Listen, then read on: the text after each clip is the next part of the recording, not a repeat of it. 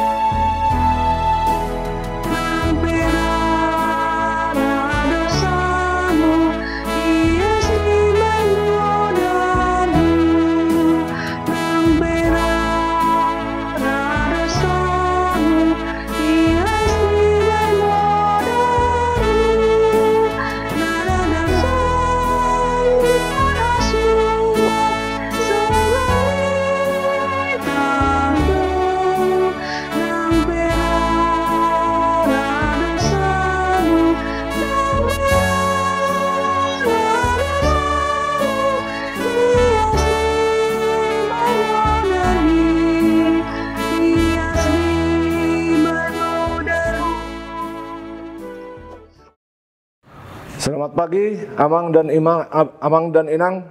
Di pagi hari ini kita kembali lagi di renungan HKBPP Bandung Reformanda.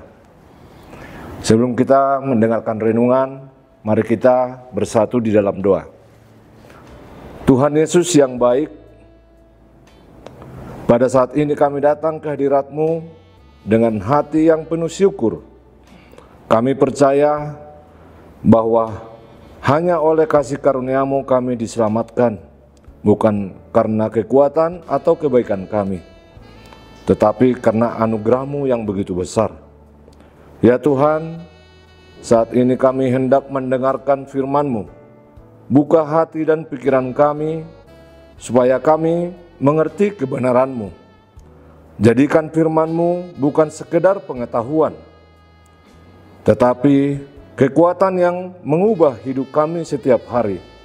Kiranya Roh Kudus menuntun setiap kata yang disampaikan dan bekerja dalam setiap hati yang mendengarkan, supaya kami semakin mengenal kasih karunia-Mu dan belajar untuk hidup di dalam Tuhan. Terima kasih Tuhan, kami siap mendengarkan dan menerima firman-Mu. Dalam nama Tuhan Yesus kami berdoa, amin. Yang menjadi renungan kita di pagi hari ini, Jumat 14 November 2025, diambil dari Kisah Para Rasul 15 ayat 11. Demikian firman Tuhan. Tetapi kita percaya bahwa oleh kasih karunia Tuhan Yesus Kristus, kita akan beroleh keselamatan sama seperti mereka juga. Dalam bahasa Batak, marhite sian asini rohani Tuhan Yesus dotahe umbahen nama lua hita dihaporseai rohata nasidape songonido. Dan menjadi judul renungan kita di pagi hari ini, kasih karunia yang mengubah hidup. Pada masa itu, jemaat mula-mula sedang berdebat. Ada kelompok dari orang Yahudi yang berkata, kalau mau diselamatkan, kalian harus disunat dan menaati hukum Musa. Artinya, mereka mengira keselamatan harus diperoleh lewat usaha manusia. Tetapi Rasul Petrus berdiri dan berkata dengan tegas, tidak, kita percaya bahwa oleh kasih karunia Tuhan Yesus Kristus, kita akan beroleh keselamatan, sama seperti mereka juga. Ini adalah deklarasi besar yang menjadi fondasi iman Kristen sampai hari ini. Keselamatan bukan hasil perbuatan, tetapi anugerah Tuhan. Shalom saudara-saudaraku yang dikasihi Tuhan. Setiap dari kita pasti pernah merasa tidak layak di hadapan Tuhan. Mungkin kita pernah berpikir, saya terlalu banyak dosa, saya sering gagal, Tuhan pasti kecewa pada saya belum cukup baik untuk dipakai Tuhan. Saudaraku, kita semua pernah ada di titik itu. Namun hari ini, melalui Kisah Para Rasul 15 ayat 11 ini, Tuhan ingin mengingatkan kita bahwa keselamatan tidak tergantung pada kesempurnaan, melainkan pada kasih karunia Tuhan Yesus Kristus. Ada sebuah ilustrasi tentang anak yang kotor. Ada seorang anak kecil bermain di halaman rumahnya. Lalu ia terjatuh ke dalam lumpur. Bajunya kotor, tubuhnya berlumur tanah. Anak itu berusaha membersihkan dirinya dengan tangannya, tetapi semakin diusap, malah semakin kotor. Akhirnya ia menangis. Lalu ibunya datang memeluknya, membawanya masuk ke dalam rumah, memandikannya, dan mengganti bajunya dengan yang bersih. Saudara, begitulah kasih karunia Tuhan Yesus. Kita semua jatuh ke lumpur dosa. Kita coba memperbaiki diri dengan kekuatan sendiri, tetapi tidak pernah bisa benar-benar bersih. Hanya Yesus yang bisa memandikan hati kita dengan darahnya yang kudus. Itulah kasih karunia. Tuhan datang menyelamatkan kita ketika kita tidak mampu menyelamatkan diri kita. Kasih karunia pemberian, bukan pencapaian. Petrus ingin jemaat mengerti bahwa keselamatan tidak bisa dicapai lewat hukum, tradisi, atau ritual. Keselamatan adalah hadiah dari Tuhan. Dalam Efesus 2 ayat 8-9 berkata, sebab karena kasih karunia kamu diselamatkan oleh iman. Itu bukan hasil usahamu, tetapi pemberian Allah. Bukan hasil pekerjaanmu, supaya jangan ada orang yang memegahkan diri. Saudaraku, kita diselamatkan bukan karena kita hebat, tapi karena Tuhan baik. Bukan karena kita sempurna, tetapi karena Yesus sudah menebus kita di kayu salib. Jadi jangan biarkan rasa bersalah membuat kita menjauh dari Tuhan. Tuhan tidak menunggu kita sempurna. Ia menerima kita apa adanya untuk mengubah kita menjadi sepertinya.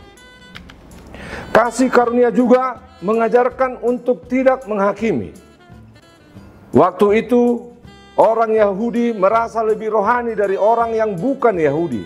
Tetapi Petrus berkata, semua diselamatkan dengan cara yang sama. Artinya, di hadapan Tuhan semua manusia sama. Kadang dalam kehidupan sehari-hari kita juga begitu. Kita mudah menilai orang lain dari masa lalunya, dari penampilannya, dari kelemahannya.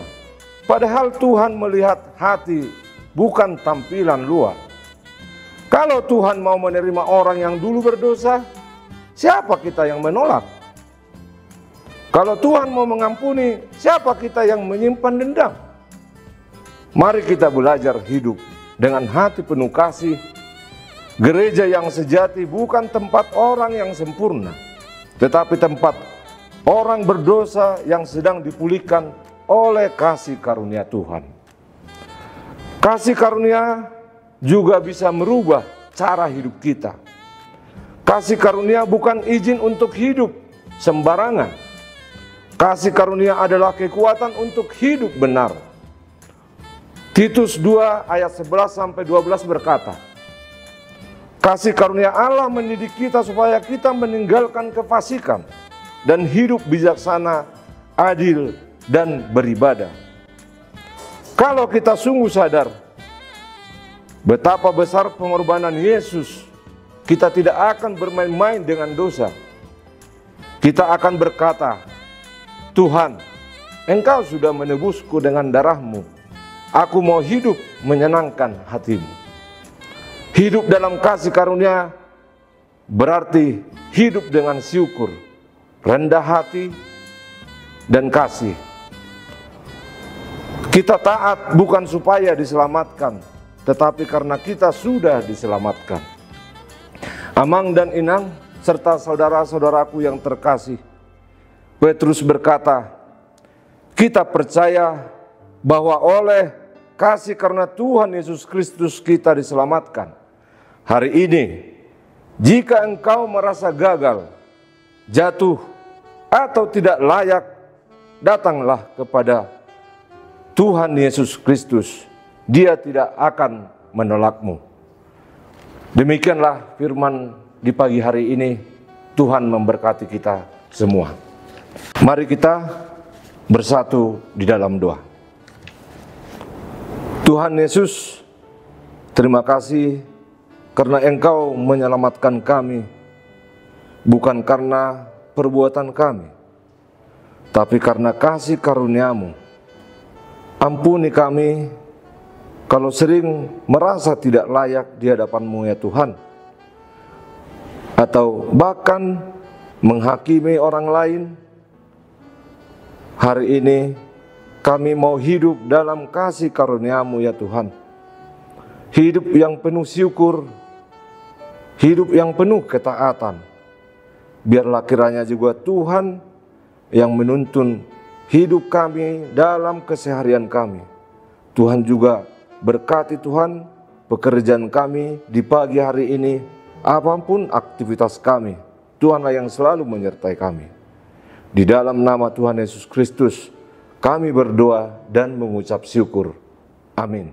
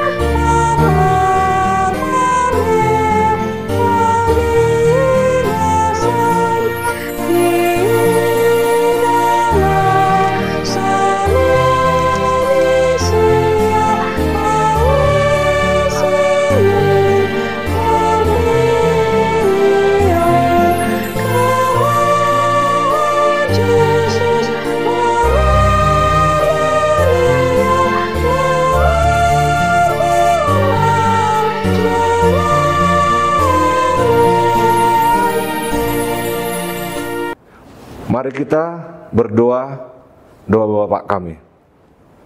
Bapa kami yang di surga, dikuduskanlah nama-Mu, datanglah kerajaan-Mu, jadilah kehendak-Mu di bumi seperti di surga. Berikanlah kami pada hari ini makanan kami yang secukupnya, dan ampunilah kami akan kesalahan kami, seperti kami juga mengampuni orang yang bersalah kepada kami. Dan janganlah membawa kami ke dalam pencobaan, tetapi lepaskanlah kami daripada yang jahat, karena Engkaulah yang empunya kerajaan, dan kuasa, dan kemuliaan, sampai selama-lamanya. Amin. Kita terima berkat Tuhan. Kasih karunia Tuhan Yesus Kristus dan kasih Allah dan persekutuan Roh Kudus menyertai kita dari sekarang sampai selama-lamanya. Amin. Demikian renungan kita pagi ini. Selamat berkarya bagi Tuhan. Tetap semangat, tetap sehat. Salam Reformanda Masiha Holongan.